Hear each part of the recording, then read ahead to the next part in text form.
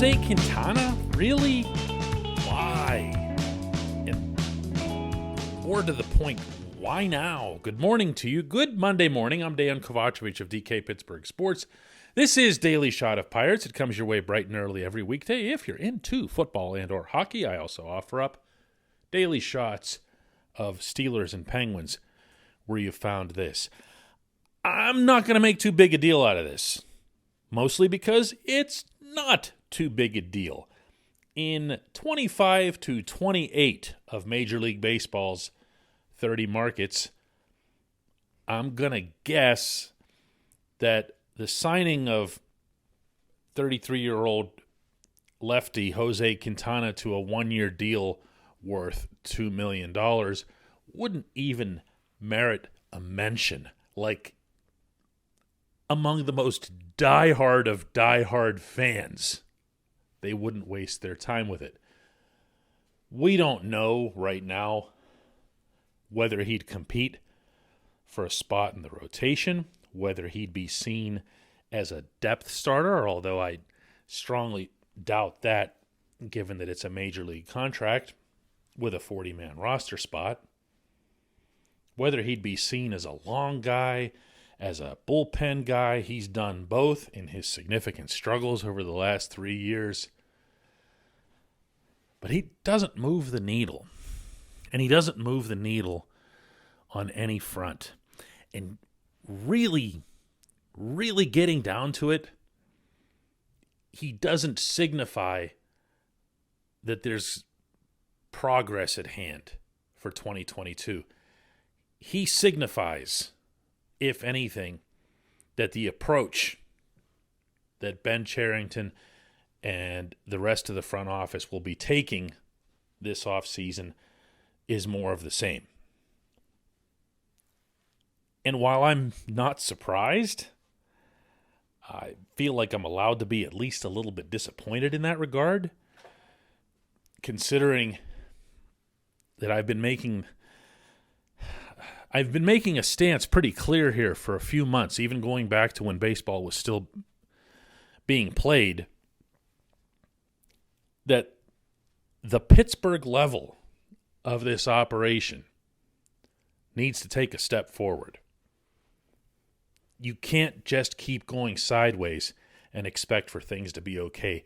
You can't keep allowing the product at the top to be embarrassing and expect people to believe in what you're doing. And I'm actually not even limiting that to people on the outside.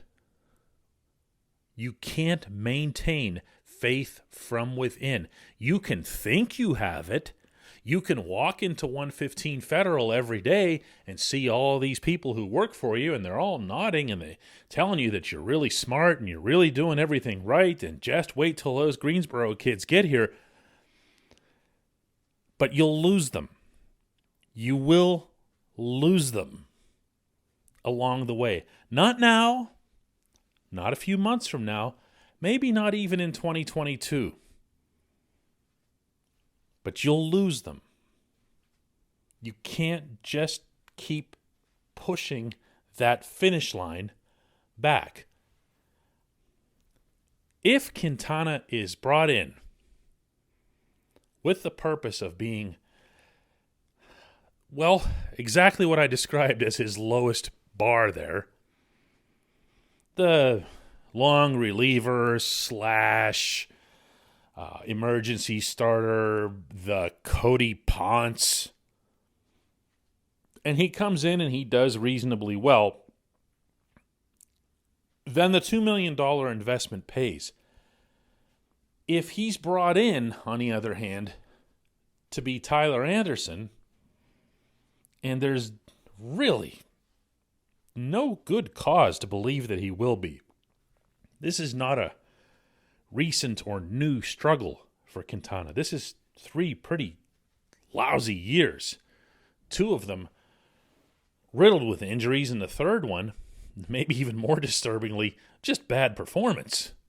Struck some guys out at a good rate, but got hit really, really hard. Well, that was already here. There was plenty of that here. Nobody needed to spend money on that. And if he were to do well, at his age, he's still not going to get you much on the trade market. So what did you do? What did you do? Did you spend a little bit of money just to spend money?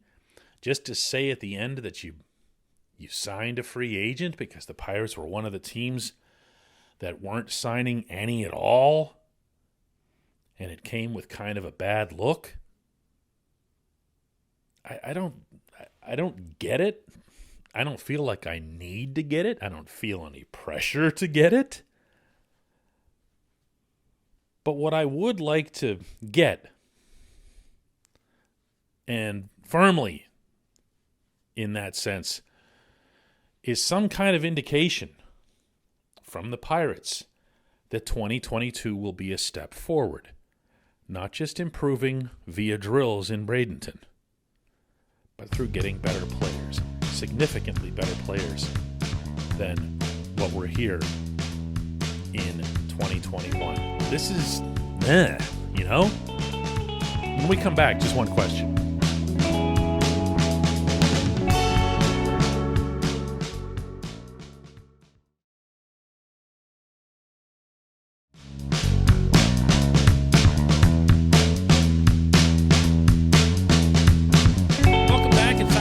Question, and that's brought to you always by the good people at North Shore Tavern, directly across Federal Street from PNC Park, home of Steak on a Stone and home of a lot of extra events that are going on both at North Shore Tavern and the neighboring companion venture, Mike's Beer Bar.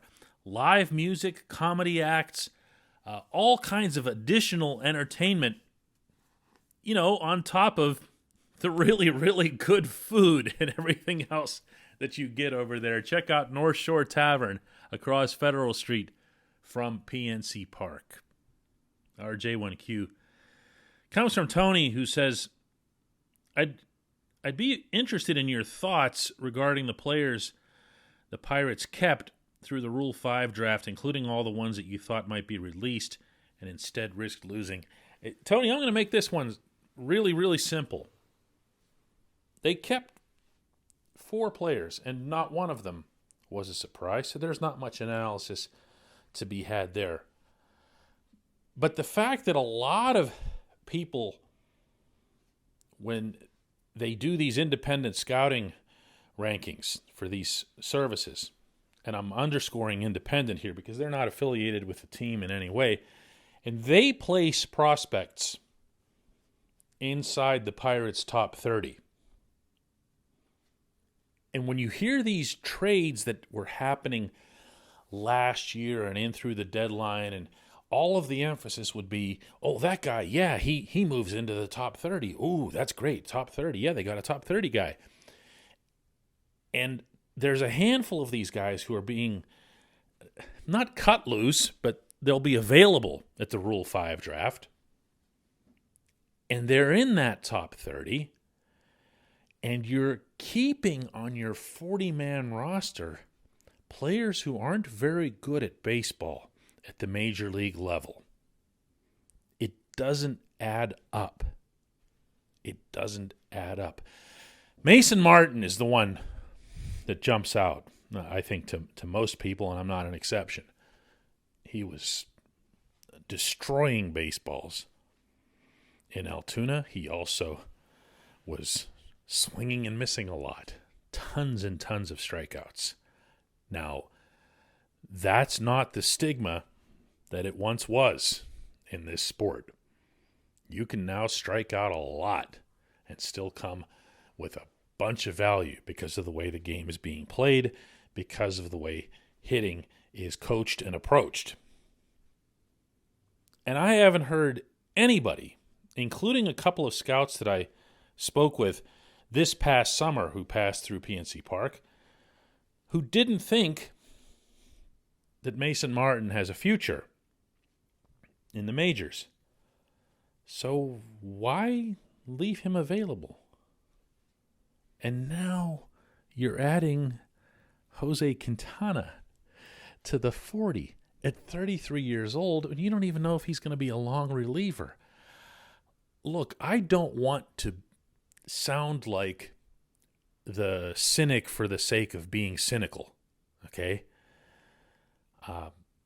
My default mode in reporting and in life is to look first at something as the cup being half full, okay? That doesn't mean you take a Pollyanna approach, but it means that if you've got a 50-50 and it's a legit 50-50, I'm going to choose to make my 50 the good side until proven otherwise.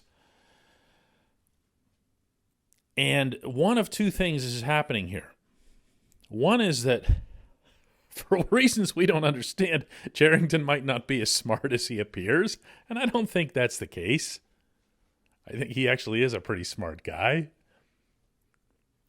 Or two, and this is the one that's the likely one, their prospects aren't very good.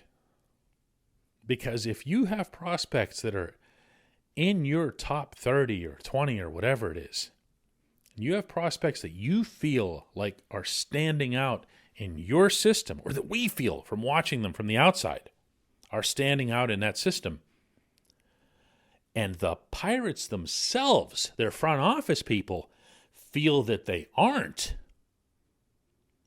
then that tells you a lot more than anything can show you. Does that make sense? They're telling you, the Pirates themselves are telling you that the system still isn't very good for this to be happening. And that's unsettling in and of itself. I appreciate the question, Tony. I appreciate everybody listening to Daily Shot of Pirates. Let's do another one tomorrow.